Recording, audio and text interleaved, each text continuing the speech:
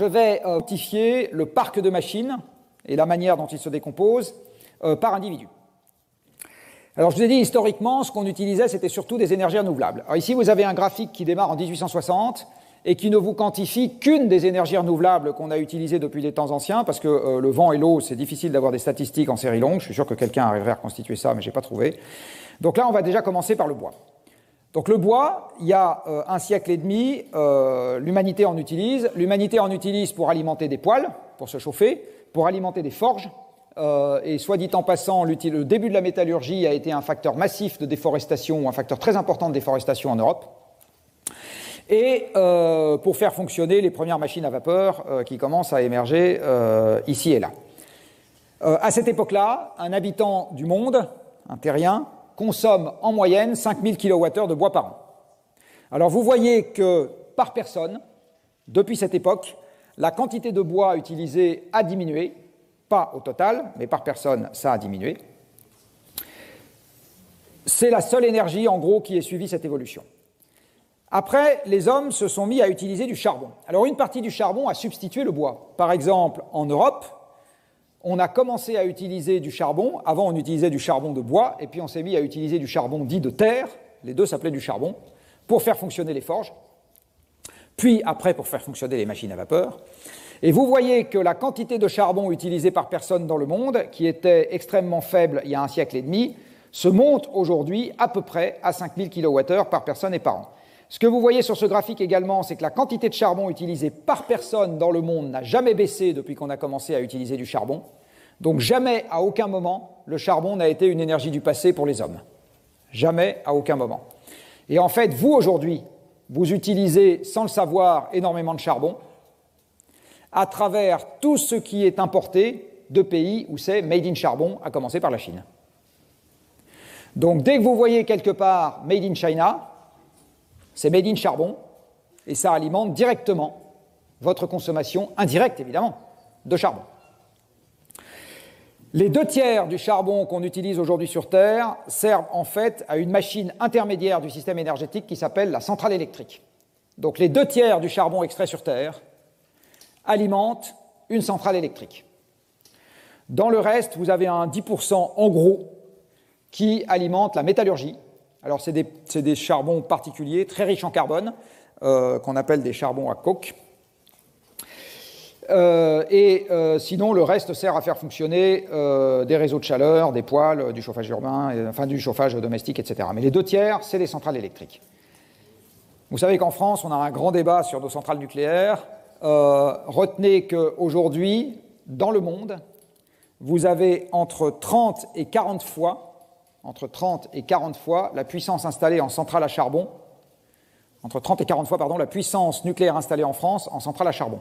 Donc en France, on a 60 gigawatts de nucléaire, vous avez à peu près 2000 gigawatts de centrales à charbon installées dans le monde.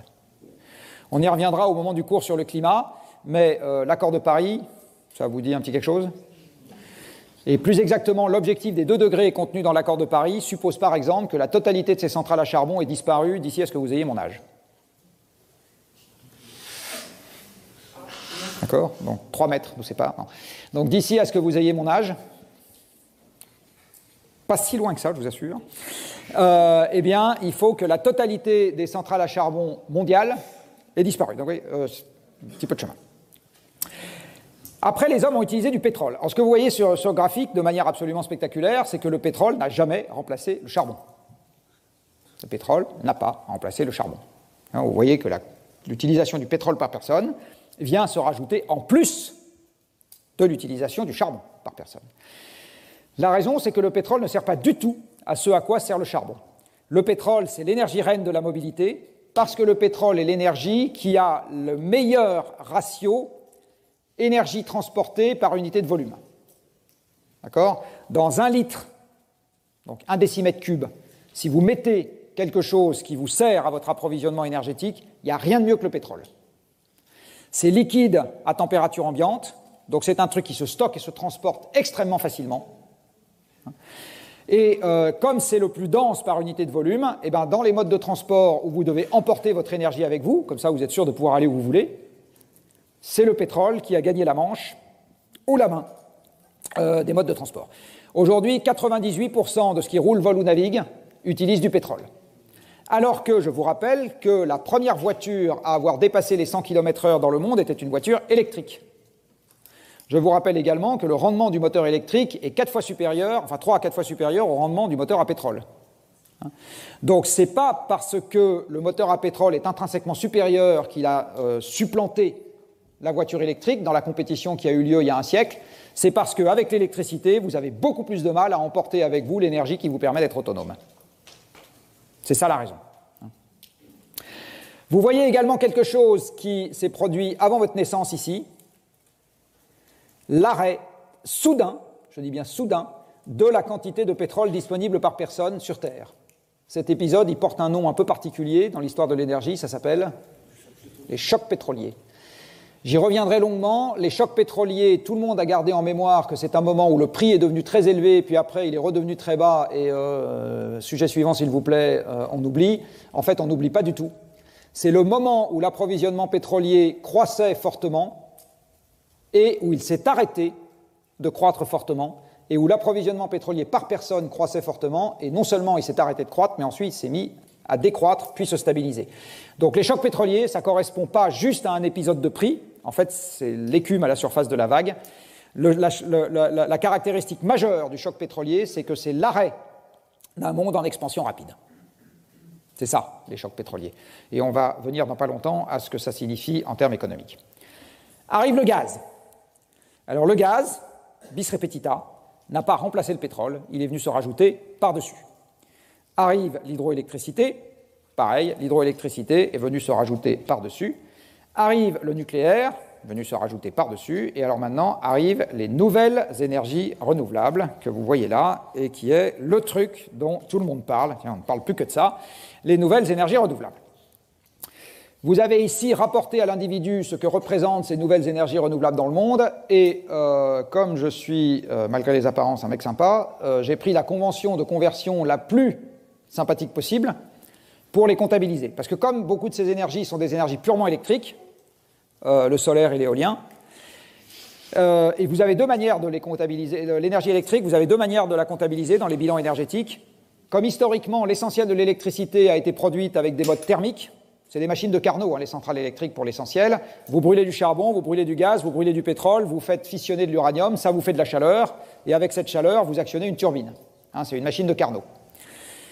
Dans une machine de Carnot, vous avez un rendement maximum, 1 moins T2 sur T1, et souvent on compte l'électricité en équivalent primaire, c'est-à-dire on compte l'énergie thermique qui aurait été nécessaire pour faire la même quantité d'électricité pour les modes qui sont purement électriques. L'hydroélectricité en tête, le solaire, l'éolien. Et c'est la convention que j'ai utilisée pour ce graphique. Il n'empêche que vous voyez qu'aujourd'hui, c'est quelque chose qui a beaucoup plus de place dans la pagination du journal que ça n'en a dans la consommation effective d'énergie dans le monde. Et vous allez voir dans pas longtemps que non seulement c'est vrai en valeur absolue, mais malheureusement c'est aussi vrai en dynamique. Par contre, une autre chose qui est capitale quand on voit ce graphique, c'est que comme vous voyez aujourd'hui, la quantité d'énergie mobilisée par personne et par an, d'énergie extracorporelle, je devrais préciser, est de l'ordre de 20 000 kWh. Donc un terrien mobilise en moyenne, au travers de l'énorme exosquelette que constitue le parc de machines, 20 000 kWh par personne et par an. Avec la petite équivalence que je vous ai donnée tout à l'heure, alors ça c'est de l'énergie primaire, c'est de l'énergie thermique, donc en énergie mécanique ça ferait moins, évidemment. Par contre là-dedans, vous allez remplacer des jambes, mais vous allez aussi remplacer des bras. Alors j'ai fait une convention à la serpe de 1 pour 1, et donc je vous dis, c'est comme si, en gros, chaque terrien avait à sa disposition 200 esclaves qui bossaient pour lui en permanence. Alors je vais vous le dire autrement, le parc de machines que nous avons constitué, qui travaille pour nous, a la même force mécanique que si notre puissance musculaire était multipliée par 200. Donc vous êtes, je suis, nous sommes devenus Superman, pour de vrai. Ce n'est pas une vue de l'esprit. Sauf qu'au lieu, comme Popeye, de s'engouffrer une boîte d'épinards et de devenir surpuissant, nous, on s'engouffre un baril de pétrole et on devient surpuissant. Enfin, pas nous, mais notre exosquelette, c'est-à-dire les machines. Je vais vous le redire encore autrement. La production matérielle de l'humanité aujourd'hui, à 7 milliards d'individus, est équivalente en volume, à cause des machines, à ce qu'on aurait si nous avions 1400 milliards d'individus et pas de machines. C'est clair? Évidemment, on n'a pas les moyens de nourrir 1400 milliards d'individus sur Terre.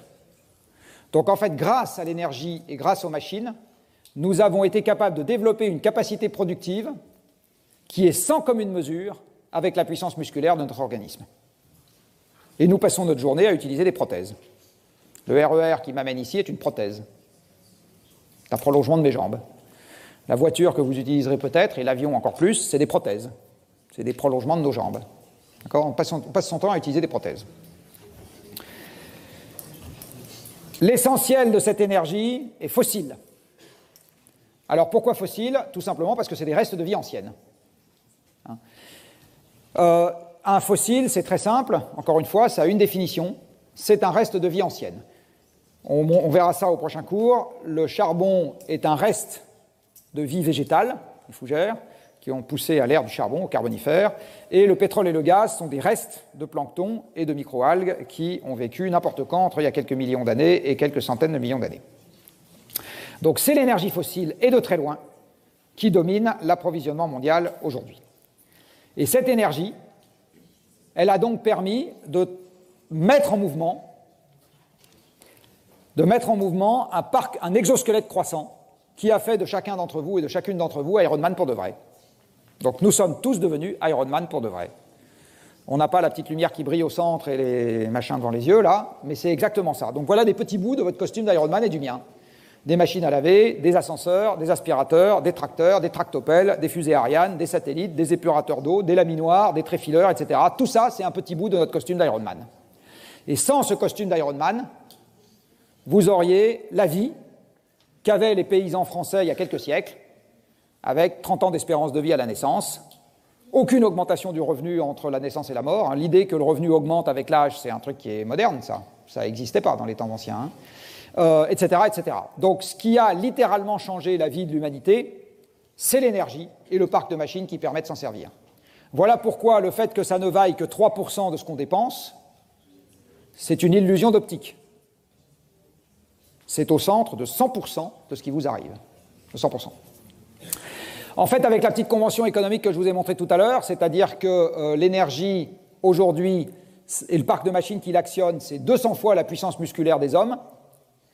Si la comptabilité était accordée avec cette réalité physique, dans les comptes des entreprises, l'énergie devrait valoir 200 fois plus cher que les salaires. C'est ça qui devrait se passer. Donc votre salaire à l'embauche devrait être, en gros, divisé par un facteur 1000, en gros.